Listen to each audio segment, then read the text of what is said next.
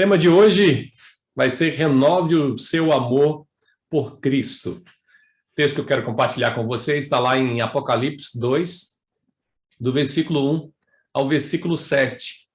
E eu gostaria de começar com o último versículo hoje, que diz assim: quem tem ouvidos para ouvir, ouça o que o Espírito diz às igrejas. Ao vitorioso darei o fruto da árvore da vida que está no paraíso de Deus. João, quando escreveu o livro de Apocalipse, ele estava exilado na ilha de Patmos. A ilha de Patmos era colocado como uma ilha para prisioneiros de guerras. Pessoas importantes, eles eram exilados para ali, políticos também. Mas também para pessoas e criminosos que não queriam, eles não queriam matar, eles então jogavam ali para a ilha de Patmos, e aí essas pessoas eram esquecidas ali. Normalmente era como se fosse uma prisão máxima, né? Onde a pessoa que fosse para ali iria morrer ali. E João estava ali exilado na ilha de Patmos, e ele escreve essa carta chamada às 7 igrejas, né? Carta às 7 igrejas da Ásia. E dentre essas cartas, nós já estudamos essas cartas na Igreja em Movimento, e eu falei sobre cada uma dessas igrejas. E hoje eu quero falar um pouquinho mais sobre essa carta, essa igreja de Éfeso. Nós estudamos a igreja de Éfeso nas sextas-feiras, né? No nosso estudo, nós terminamos os 6 capítulos de Éfeso. E nós sabemos, para quem estudou essa carta aí, para quem já leu, sabe que foi o apóstolo Paulo que fundou essa igreja, onde ali ele passou mais ou menos 3 anos ensinando para esse povo que não eram judeus, eles se converteram, eram chamados gentios, se converteram, e Paulo então plantou essa igreja, ensinou, escreveu, né, carta para essa igreja. Só que aqui é um novo período, quando João ele tem revelação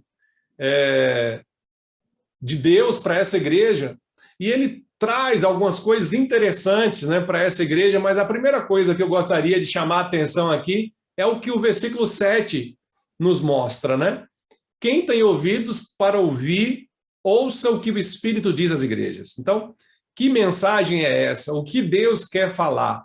A primeira coisa que nós vemos aqui de mensagem, em primeiro lugar, é que Deus sabe tudo sobre essa igreja, Deus sabe tudo sobre nós, Deus sabe tudo sobre você. O texto inicia dizendo, né, versículo 2, sei tudo o que você faz. É muito interessante isso, porque quando a gente pensa que Deus sabe tudo a nosso respeito, parece que a intenção primeira de Deus olha, Deus sabe tudo de você, então parece que Deus quer te fulminar, acabar com a sua vida, né? Mas, na verdade, não é isso. Nós precisamos entender que Deus sabe tudo sobre nós, porque Ele Ele não é humano, ele é Deus. E Ele é Deus onisciente, onipresente, onipotente, né? Então Ele é onisciente, ele nos conhece. É interessante que o Salmo 139 vai dizer que o salmista, né, vai relatar que antes da palavra chegar à minha boca, o Senhor já conhece. Então o Senhor já me conhece antes de eu nascer. O salmista diz isso. Então Deus sabe tudo sobre nós. Deus nos conhece, e nos conhece muito mais do que nós mesmos. Então, meu irmão, minha irmã, Deus te conhece. Deus te conhece com profundidade. Sabe, a Bíblia diz que Deus sabe até quantos fios tem na nossa cabeça. Na minha, então, fica fácil para Deus, né? Porque já estou perdendo bastante cabelo, né? Não sei como é que você está aí, né? Mas, brincadeira à parte, Deus sabe de todas as coisas, quantos fios tem na nossa cabeça. Deus nos conhece, né?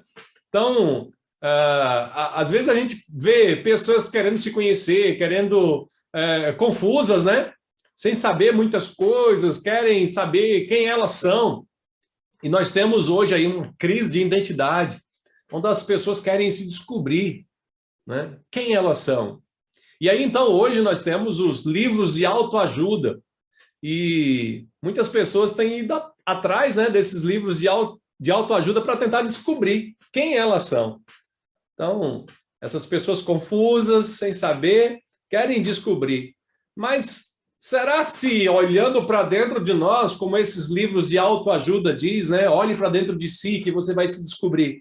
Será se você olhando para dentro de você, você vai descobrir quem você é? Será se é assim mesmo? E a gente sabe que não é assim, né? Que, na verdade, o que nós precisamos não é da ajuda aqui da terra, de um livro de autoajuda, mas a ajuda do alto, né? A ajuda de Deus.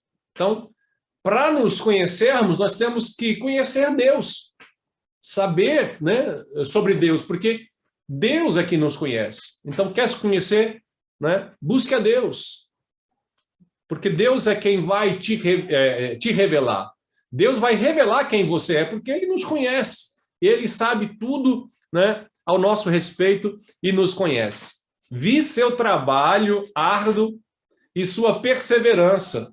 Sei que não tolera os perversos. Examinou as pretensões dos que se dizem apóstolos, mas não são, e descobriu que são mentirosos. Sofreu por meu nome com paciência, sem desistir. Se em primeiro lugar nós temos um Deus que nos conhece, aqui em segundo lugar nós vemos que Deus ele tece elogios para essa igreja. Deus tem elogios para você. Deus tem elogios para mim, né? E aí Deus vai mostrar isso, a gente vai perceber nesses versículos aí, como Deus elogia essa igreja. Vi o seu trabalho. Então Deus, ele vê o trabalho árduo dessa igreja. Vi o seu trabalho. É uma igreja que tem compromisso, promove eventos, tem atividades, é uma igreja que trabalha, e trabalha muito. E Deus elogia o trabalho dessa igreja. Eu vi, né, o seu trabalho e como você trabalha arduamente. É interessante, gente, que aqui é o próprio Deus que está elogiando. Não é alguém, né, que não tem importância, não. É o próprio Senhor que traz elogios, né, para essa igreja. Então, trabalho árduo, mas também o zelo pela palavra. A Bíblia diz aí que, versículo 2, né, examinou as pretensões dos que se dizem apóstolos, mas não são, e descobriu que são mentirosos. Examinou. Essa palavra examinar não é apenas quando alguém te pede assim, vê se isso aí você acha, né? Procura algo. E aí você vai lá, dá uma olhadinha, não achei não. Não é assim. É você vasculhar, é você procurar com profundidade, com atenção. Então, examinou, né? Examinar. A igreja, ela tinha essa consciência de examinar na palavra e pela palavra se realmente aquilo que estava acontecendo era da parte de Deus. E como nós precisamos disso, né, hoje, examinarmos pela palavra o que é de Deus, o que não é de Deus. Nós vemos em momentos, em dias difíceis, onde, né, as pessoas, na ânsia de buscar a Deus, acham que tudo é Deus e que todos os caminhos levam a Deus. E não tem esse zelo pela palavra para discernir se isso é palavra de Deus ou não, se isso é que as Escrituras dizem mesmo ou não. Então, muitas vezes, até são levados, né, por aquilo que a liderança diz, que o pastor diz, ou sei lá, o profeta, né, que a pessoa olha assim e fala assim, olha, fulano disse isso, mas espera aí, está na Bíblia? É bíblico isso?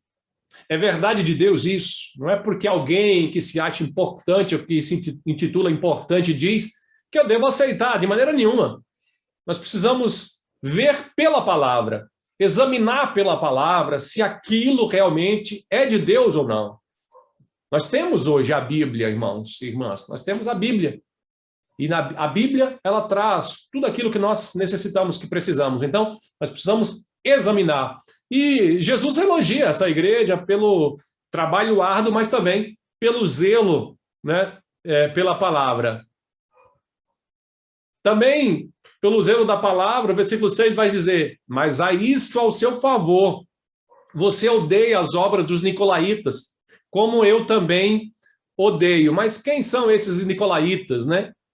Esses nicolaítas, pensamentos deles são o seguinte, é uma nova versão do cristianismo, né? Nessa nova versão do cristianismo, existe um evangelho liberal, aonde tudo é permitido, aonde nada é proibido e aonde, né, a gente pode viver de qualquer maneira, de qualquer jeito. Quem vive dessa forma pode pensar o seguinte, que dá para conciliar mundo e igreja, né? E nesse pensamento, há aqueles que pensam o seguinte, que para que falar sobre pecado? Na verdade, falar sobre pecado não é legal. Pleno século XXI, né? Pode espantar as pessoas. Então, vamos fazer o seguinte, vamos ficar aí de boa. Sem verdade, mas só amor.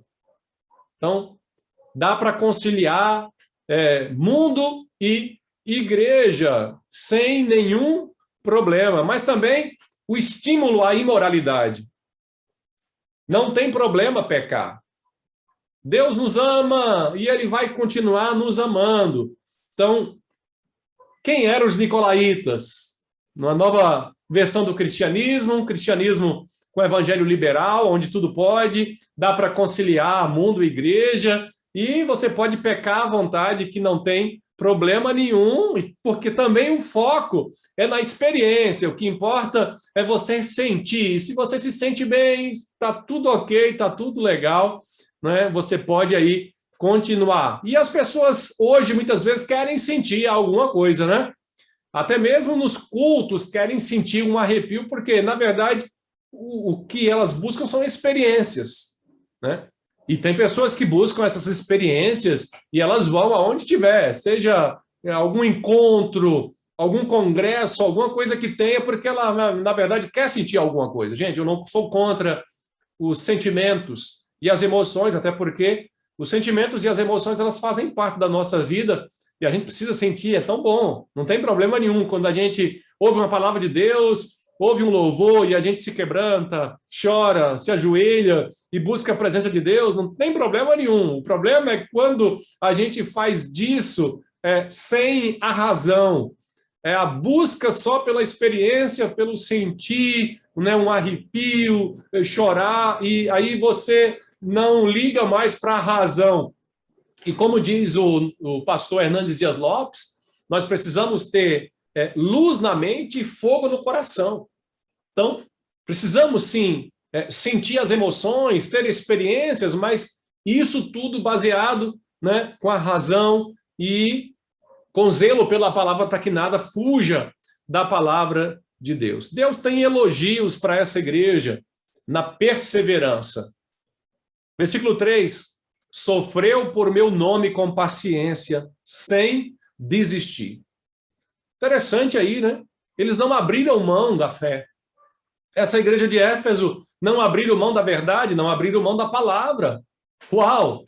Você pode dizer assim, mas Emerson, então qual é o problema dessa igreja? Essa igreja, na verdade, é top. Talvez se essa igreja existisse hoje aqui no Brasil, todos nós faríamos de tudo para participar dessa igreja, porque essa igreja é um modelo espetacular, uma igreja que tem um trabalho árduo, que o próprio Jesus elogia o seu zelo pela palavra, uma igreja zelosa pela palavra, que quer ver se aquilo é verdade ou não, uma igreja que persevera, né? Não de qualquer jeito, mas persevera com paciência, persevera sem desistir. E a gente sabe daquela época que as coisas não eram fáceis assim, as pessoas eram mortas por causa do evangelho, as pessoas passavam por perseguições quando diziam que era de Cristo, quando diziam que era a igreja do Senhor. Muitos morriam de mortes terríveis, e eles ali estavam perseverando. Então, trabalho árduo, zelo pela palavra, perseverança, uau, que igreja maravilhosa, mas o texto não para por aí, porque o texto continua. Em terceiro lugar, Deus tem algo contra essa igreja, Deus tem algo contra você, mas o que Deus tem contra nós? Contudo, tenho contra você uma queixa. Você abandonou o amor que tinha no princípio. Versículo 4 vai dizer que, apesar de todos esses elogios, Jesus, o Senhor, tem algo contra essa igreja. E você abandonou o amor que tinha no princípio. você abandonou o amor. Será que Deus está pegando pesado demais aqui com essa igreja? Será que Deus não está indo muito radical com essa igreja? Porque é uma igreja que persevera, que tem um trabalho maravilhoso, né, que tem zelo pela palavra. Mas agora, o Senhor Jesus escreve para essa igreja dizendo, olha, tudo isso que vocês estão fazendo é bonito, mas vocês abandonaram o primeiro amor. E aí Deus vai falar para essa igreja, olha, se vocês não mudarem, não se arrependerem, eu vou vir contra vocês. Em outras palavras, vocês deixaram de ser igreja. O Sproul, ele fala o seguinte, que a vida cristã sem amor é um exercício de futilidade. A vida cristã sem amor é um exercício de futilidade. É verdade, o Sproul está correto, porque é isso que o apóstolo Paulo vai dizer no capítulo 13 de 1 Coríntios. Vocês lembram lá? Quando o apóstolo Paulo chega a falar, olha, sem amor nada vale. Se não tiver amor, vai ser como o sino que bate sem sentido nenhum. Paulo diz, olha, se não tiver amor, eu posso profetizar, eu posso falar em línguas, eu posso até dar o meu corpo para ser queimado. Se não tiver amor, nada serei. Nada vale sem amor. É isso, a vida cristã sem amor. Mesmo que ela tenha tantas coisas, como nós vimos nessa igreja, se não tiver amor, não vale, porque, irmãos e irmãs, é o amor que nos move. É o amor que move a igreja. Porque foi o amor que fez com que o próprio Deus mandasse o seu filho Jesus. Porque Deus amou o mundo. João 3,16 vai dizer. Sem amor, o trabalho árduo, ele se torna ativismo. Sem amor, o zelo pela palavra se torna tradicionalismo, religiosidade. Sem amor, a perseverança se torna um legalismo. Então, é isso que o apóstolo Paulo vai dizer lá em Efésios 4, versículo 15, para aqueles que estudaram com a gente, vai se lembrar. Paulo, ele diz, né? Antes, seguindo a verdade em amor, cresçamos em tudo naquele que é o cabeça, que é Cristo. Cresçamos em tudo em amor. Sem amor, tudo que nós fazemos ou fizermos vai ser em vão, como diz o apóstolo Paulo. Meu receio, meu irmão, minha irmã, é que essa pandemia ela possa ter esfriado o seu coração. Ela possa ter tirado essa chama que queimava em nosso coração. Muitas pessoas têm se deixado esfriar por conta de tudo isso que tem acontecido, e essa é a minha preocupação para cada um de nós, inclusive para comigo também. Nós não podemos deixar que o nosso coração se esfrie.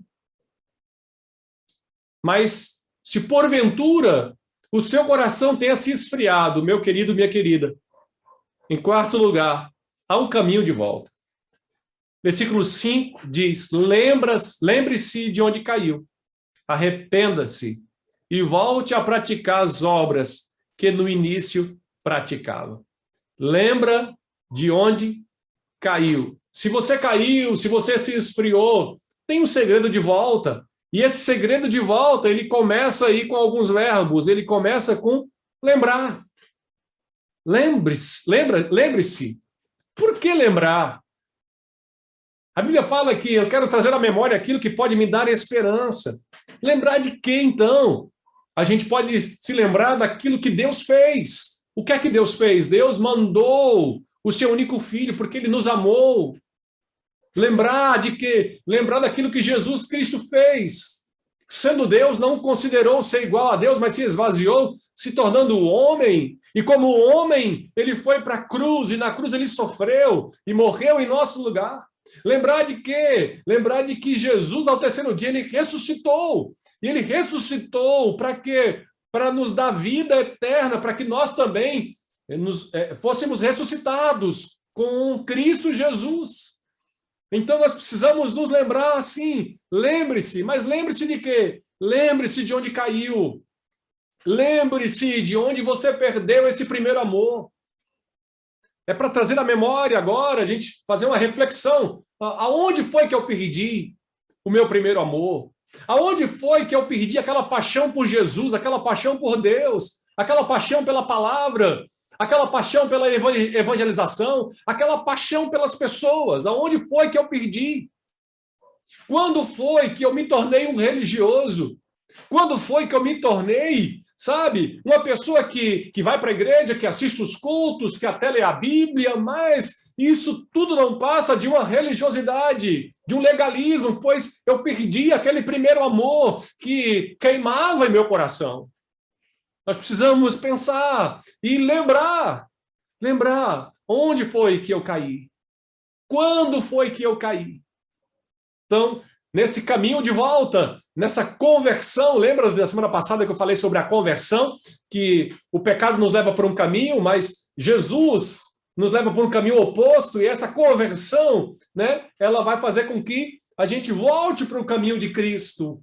Para isso, nós precisamos lembrar de tudo isso que o Senhor Jesus Cristo fez e quando foi que nós perdemos este amor para cairmos no piloto automático, mas também mudar, arrependa-se. Essa volta, ela começa com uma lembrança de onde caímos, mas não só nessa lembrança, eu acho que foi no ano tal, eu acho que foi no mês tal, eu acho que foi nesse dia aqui que eu parei de fazer as coisas por amor ao Senhor, a Deus, e comecei a fazer de qualquer jeito. Mas se arrepender. E arrependimento é mudança. Quando nós falamos de arrependimento, nós falamos de mudança, de transformação, de conversão, de você pegar o caminho de volta. É a mesma coisa que você dizer, olha, daqui para frente eu vou fazer diferente. Daqui para frente eu vou mudar de vida. Mas também praticar. Lembre-se de onde caiu. Arrependa-se e volte a praticar as obras que no início você praticava. Praticar não de forma no ativismo religioso, porque aquela igreja, essa igreja que estamos falando, ela praticava, ela fazia as coisas, e muitas coisas, tinha um trabalho árduo, mas não é esse praticar que o Senhor está nos falando para voltarmos, é o praticar com amor, com motivação correta. Volte a praticar as obras que no início você praticava. Não são essas obras de agora, que o Senhor até elogiou. Não, são aquelas obras lá do início, quando vocês praticavam e faziam de todo o coração e com amor e com a motivação correta. É essa palavra, ou são esses segredos que precisamos fazer para voltarmos, né? Fazermos o caminho de volta. Lembrar, mudar e praticar. Por isso, meus irmãos, para encerrar, para refletir e praticar como sempre temos feito aqui, em primeiro lugar, você já teve um encontro com Jesus? Lembra? Semana passada eu perguntei sobre a conversão, se nós já tivemos um encontro com o Senhor Jesus. Você já viveu a experiência do primeiro amor? Se você já viveu a experiência do primeiro amor, se você é um convertido em Cristo Jesus, você sabe muito bem o que estamos falando. Você sabe muito bem o que é que o Senhor Jesus está nos mostrando. Em segundo lugar, como anda hoje a sua paixão e o amor por Jesus? Como anda a sua paixão e o seu amor por Cristo Jesus? Qual a sua motivação de viver e de servir? Eu quero te convidar você, sim, a servir a Cristo. Mas não servir por obrigação. Talvez você tenha lembrado aí, está lembrando de tantas coisas que você fez. E você pode até falar, mas Emerson, eu fiz porque fulano me mandava. Eu fiz por obrigação, eu servi por obrigação na igreja, as pessoas, porque eu era obrigado a servir. Talvez você mesmo colocou isso em você, essa obrigação para você, então você mesmo se obrigava a fazer isso. Mas não é porque você fazia as coisas por obrigação e servia por obrigação que você deve parar de fazer agora. O que a Bíblia está nos ensinando é: nós podemos voltar, continuar praticando, mas não como agora, mas com a motivação correta, com a motivação certa. Não para agradar pessoas, mas para agradar a Deus. Não porque por obrigação, mas por amor a Deus. Qual a sua motivação de viver e servir? Deve ser a motivação de fazer por amor a Deus, por amor à obra, por amor ao Senhor. Então, volte, meu irmão. Volte, minha irmã. Volte a servir. Volte a servir com tanta alegria, ou mais ainda. Volte a servir a igreja, volte a servir a Deus, volte a servir ao Senhor com alegria. Porque essa palavra é para cada um de nós voltarmos a praticar as obras, não de qualquer forma, mas por amor e com a motivação correta. E por último, quais são as práticas que você pode voltar a exercitar para despertar novamente o seu amor? O que nós podemos fazer para exercitarmos? E é interessante você vai voltar com poucas coisas, vai exercitando, até você chegar ao nível que Deus quer que você chegue, mas vai se exercitando. Eu não sei, talvez começando a ler a Bíblia, a orar, a praticar algumas coisas que você, porventura, deixou, ou mesmo que você faz ainda essas coisas, mas com a motivação errada, você da agora para frente vai falar: Senhor, eu quero me arrepender, eu quero voltar, eu quero fazer, sim, ler a Bíblia, orar e buscar o Senhor, mas eu quero fazer isso com o meu coração, eu quero fazer isso por amor, eu quero fazer isso com a motivação correta.